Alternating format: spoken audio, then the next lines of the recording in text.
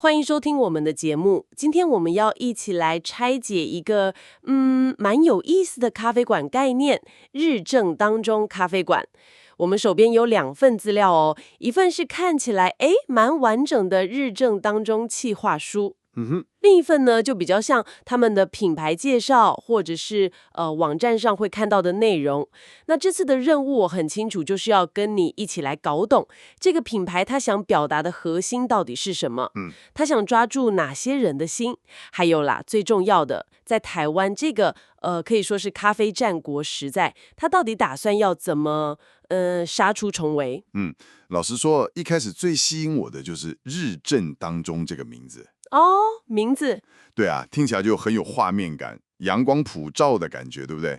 是没错。但光有好名字不够啦，我们来仔细看看它葫芦里到底卖什么药。这个名字，确实让人印象深刻。不过，就像你说的，台湾的咖啡市场啊，真的非常非常竞争。超级饱和。对，从超商连锁大品牌到那个巷口，各有特色的独立小店，选择真的太多了耶。那个企划书里面其实也有提到，就是现在所谓的第3波精品咖啡的时代嘛。大家对咖啡那个风味啊，是越来越讲究了。要求很高。对，所以在这种环境下要开一间新的咖啡馆呢，挑战真的不小。但看起来哦，日正当中显然是想走一条不太一样的路。对，我看他们的资料也是这样，他们不想只是一间单纯卖咖啡的店，核心价值他们锁定在3个词：温暖、人情味、日常陪伴。听起来很温暖。对，听起来是有点理想化啦，但他们好像蛮强调想做的不只是卖咖啡这件事，而是要你知道创造一个像社区的客厅那样的地方。哦，社区客厅。对，让人们可以在这里充电，找到一种归属感。这里有趣的地方是哦，他们有试图把这种比较抽象的感觉落实到具体的策略上。这么说，像他们那个品牌精神是温暖、陪伴、真诚，对不对？这就不只是个口号。他们有提到说要打造街角阳光咖啡馆的那个氛围。街角阳光咖啡馆。对，所以会运用，比方说木质调的装潢啦，还有自然的采光，这些设计其实都是为了让那个实体空间能够呼应热正当中这个名字，带给人那种温暖的联想。哦，我懂了。他们的网站文案也有写到类似的，说这里是一个能分享微笑、交换故事、感受日常温度的所在。这样听起来就很像我们想象中那种很理想的 neighborhood cafe， 对不对？就是巷口那家会让人想一去再去的那种店。对，没错。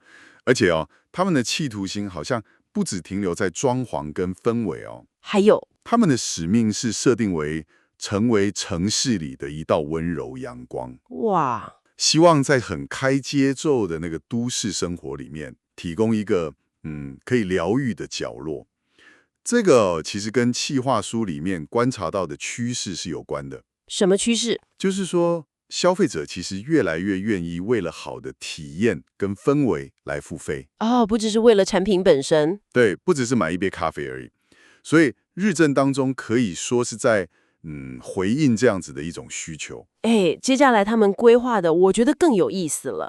他们不只想要当一家咖啡馆，他们未来还想要融合在地。融合在地，对，推出一些有台湾味的产品，我觉得这点很聪明可以做出差异化然后还要跟艺术、音乐、设计这些领域搞跨界合作。跨界，对，让咖啡馆不只是咖啡馆，变成一个小型的文化交流平台。这个想法不错。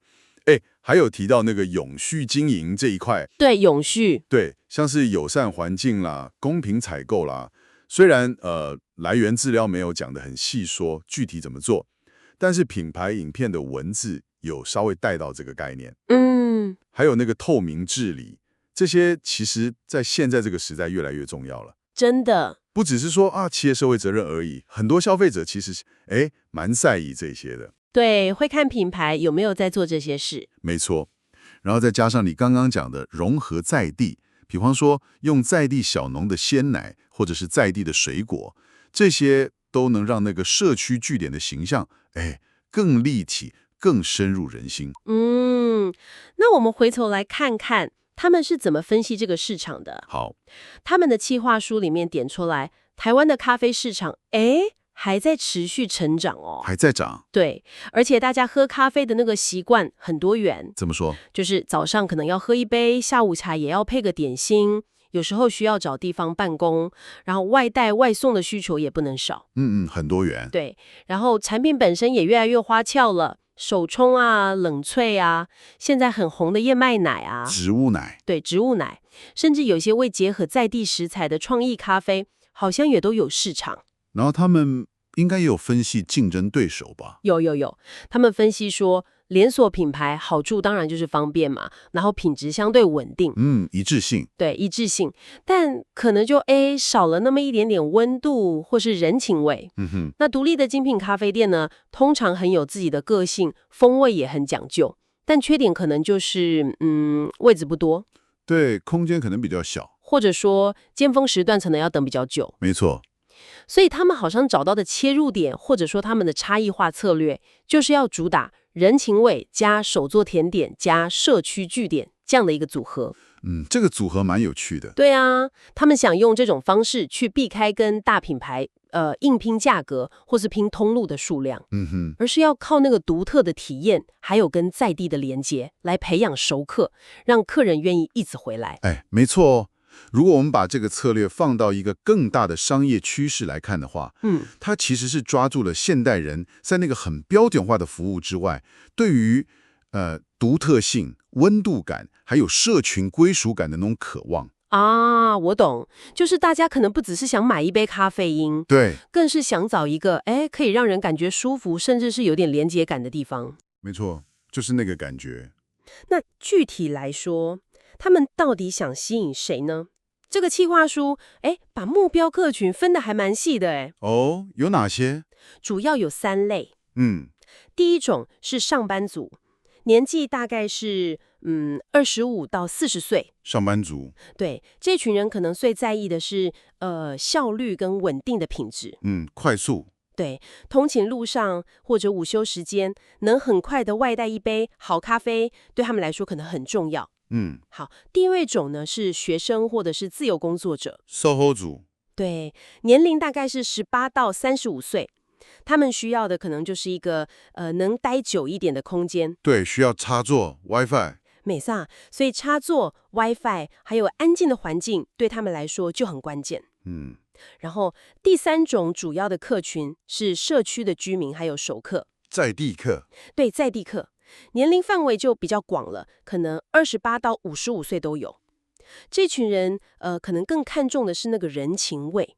互动。对，喜欢有固定的位置，甚至可能会跟店家预定，比如说节庆的蛋糕啊，或者是参加店里办的社区活动之类的。除了这3类主要的，还有吗？有他们还提了2类次要的客群。次要的。一个是喜欢拍照打卡的观光客，或者是年轻人。完美客群。对，另一个是比较注重健康的族群。健康取向。对，他们可能需要比如说减糖的选项啊，或者是要换燕麦奶啊，或者是要点轻食这一些。这样听起来他们想抓住的课程其实还蛮广的。对啊，那针对这些不同的客人，他们也想了一些对策。企划书里面有几个洞察，我觉得蛮值得拿出来讨论一下的。好啊，哪几个？第一个洞察是说，客人其实愿意为了稳定的好品质加上亲切的服务，付中高价位。愿意付钱，如果品质跟服务都到位的话。对，所以他们的对策就不只是把咖啡做好而已，还包括要标准化流程。SOP。对，要公开咖啡豆的资讯，甚至把那个吧台设计成开放式的。透明化。对，让制作过程透明化，这样可以增加信任感。这点蛮实际的。那第2个洞察呢？第2个洞察是甜点很重要。甜点。对，它不只影响客人会待多久，还决定了他们愿不愿意拍照分享。对，现在大家吃甜点都要先拍照。没错，所以他们的甜点策略是有几款固定的招牌，一直都会有。常驻款。对，然后每个月或是每一季会推陈出新，制造新鲜感，制造话题。对，而且他们还说甜点的名字会尽量跟太阳或者正午这些意象有关。诶，这是在用产品来强化品牌形象诶。对呀，我觉得这招蛮聪明的。蛮用心的。那第3点呢？第3点，社群媒体上的视觉呈现超级重要。这个绝对是。现在开店，网络上的形象几乎跟实体店一样关键了。对呀，所以他们就计划说要在店里规划一些爱很好拍照的角落，王妹墙之类的。可能是，然后用有品牌代表色的杯子、盘子。视觉一致性。对，然后社群发文的内容不能只是 po 产品照，要讲故事。讲故事。对，比如说咖啡豆是从哪里来的呀？烘焙师有什么笔记心得啊？或者是跟在地小农合作的一些点点滴滴啊？这都是在经营那个品牌形象，还有跟粉丝的连结感。没错。好，第4个洞察，这个就比较棘手一点了。什么？就是怎么管理那些待很久的客人。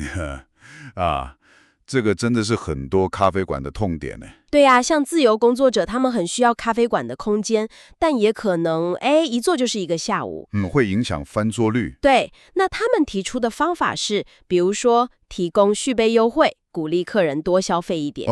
或者是规划一些特别适合工作的工作友善区。分区管理。对，但同时呢，也要有一套比较温和的提醒机制。温和提醒。对，比如说可能做了2个小时，店员就过去关心一下，是不是需要加点什么啊之类的，用这种方式来维持一定的座位流动率。这听起来很理想啦。对。但实际执行起来，那个平衡点要怎么抓，挑战应该不小。真的。如何在友善那些需要空间工作的人，跟确保其他想进来喝杯咖啡的客人有位置之间找到一个平衡，这真的很考验经营者的智慧。对，这确实是很难拿捏的地方。好，那接下来我们看看产品面。好。他们主打的是日常的幸福感。日常幸福感。对，核心当然是咖啡，然后搭配轻食跟甜点。咖啡的选项我看了一下，算是蛮完整的。有哪些？有基本款的意式咖啡，像美式啊、拿铁这些，大家常喝的。标准配备。对。然后也有单品手冲，他们的豆单会定期更换，这样可以满足比较 hardcore 的咖啡爱好者。吸引懂咖啡的人。还有现在很流行的冷萃咖啡。冷萃也有。那甜点呢？甜点部分，他们强调的是手做温度。手做温度。对，风格不会太过花俏华丽，但听起来是用料蛮实在的。像企划书里面举例，有像是烘蜜戚风蛋糕、抹茶生乳卷、巴斯克乳酪蛋糕。听起来都不错。对，还有一些常温点心，像手工饼干、马德莲、司康之类的，种类蛮多的。对，比较特别的是，他们说会用台湾在地水果做季节限定的甜点。这个应该很受欢迎在地水果。我也觉得。那轻食呢？轻食就走比较简单健康的路线，像三明治、贝果、沙拉碗这些，主要应该是满足周边的上班族，还有社区居民的午餐或是点心的需求啦。合理。另外，他们也有茶饮跟鲜榨果汁，那个品牌介绍里还特别推荐了柳橙汁。柳橙汁。好，那价位方面呢？价位他们是定位在中等亲民。中等亲民大概多少？咖啡大概是100到160元之间。甜点大概是120元到180元。他们的目标是让大家觉得，这是一种负担得起的日常小确幸。这个价格带听起来跟他们设定的那些主要客群，像是上班族、学生、社区居民的消费能力，好像是匹配的。对，应该是有考量过。那服务的设计上呢？除了基本的像是提供舒适的空间啊、WiFi 插座之外，还有会员集点这些基本的。但我觉得更关键的是，他们有规划那个社区联结活动。社区联结活动？对，像是可能会办读书会啊、音乐分享会啊、手作课啊。哇！甚至可能跟在地的小农合作，办个小市集或是相关的讲座。这些活动听起来才是真正把他们那个核心概念，不只是咖啡馆，更是社区温暖据点。